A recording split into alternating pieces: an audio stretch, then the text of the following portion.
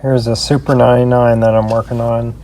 This one has the Garrett GT37R cage, which is also the same as the 40R and 42R. The plate is completely custom. The bearing housing is a GT37R. The turbine shaft is a custom shaft with a GT37R rear seal. The shaft also has an 8mm shaft bore, which is unique because that's like a GT42. Maybe the GT40 has the 8mm bore too. So the compressor wheel is 72 by 99. And it's got a custom front collar. So that was something that Force Performance came out with. It's got a custom seal plate and a custom compressor housing, which I've never seen this style before.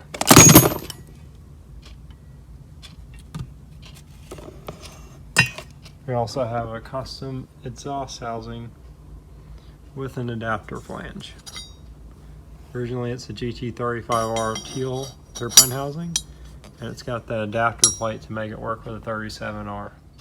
I got this cage installed. This seal right here is the same as the TO4E and the GT37R.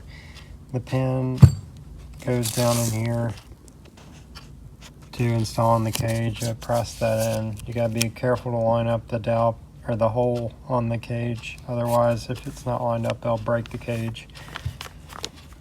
This collar takes two big shaft front seals. The rear seal is the TO4E. Install a piston ring seal like this, and these have to be 180 degrees apart.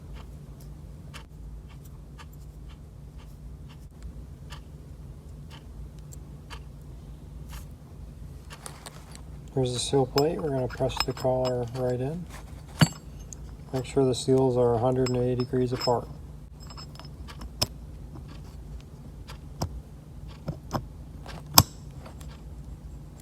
These bolts that run in through the backside, keep in mind these holes are open, and that could end up being a boost leak if you don't put any type of sealant on the bolts.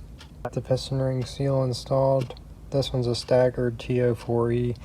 I oiled the shaft and the rear seal so they all slide in there good. And make sure you got the heat shield on there first. We're going to press the shaft in and spin it while we're doing that so it doesn't bend up that rear seal. I'm going to use this bearing here that slides over top of the shaft so that I could press the shaft in and spin the shaft at the same time. So I'll put that on there and put it through this hole. I'm trying to align that rear seal with the heat shield best we can.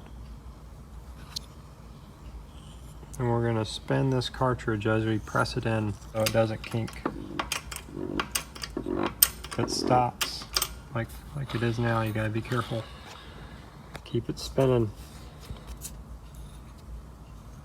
Make sure that seal didn't come off.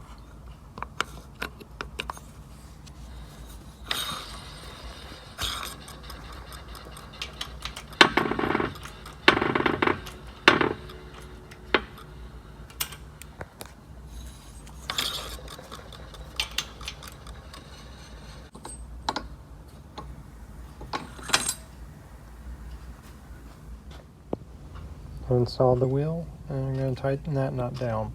The O-ring is the same as the Evo 9, or it's pretty close. This one got stretched, so I'm replacing it with this Evo 9 O-ring.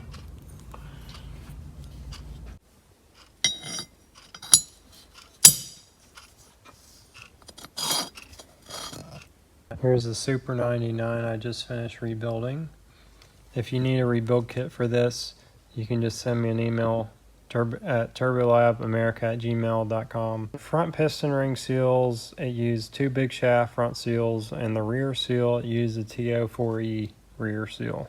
The bearing housing seal is the TO4E. The compressor housing seal is the same as the Evo 9. The turbine shaft is a custom size, and so is the compressor wheel, so I can't replace those. The bearing cage is a GT37R, and it's also the same as the 40R and the 42R. 9 blade, I measured about 66 millimeter. It's just a custom turbine that Force Performance had made. I think it's pretty neat. Housing's a teal stainless steel. I think it's a 1.06. And it's got this adapter flange mounted in there because originally it must have been a GT35R turbine housing. The compressor housing, I'm not sure what that came off of. Kind of looks like a GT40, but I think it's just a custom made housing, and so is the plate. So the plate, the collar, the compressor housing are all unique. If any of those are bad, you probably can't rebuild it unless you want to have the parts remade. The compressor nut was a unique piece, bullet nut. Overall, it's a pretty cool looking turbo. Some people have got over 1,200 horsepower on it.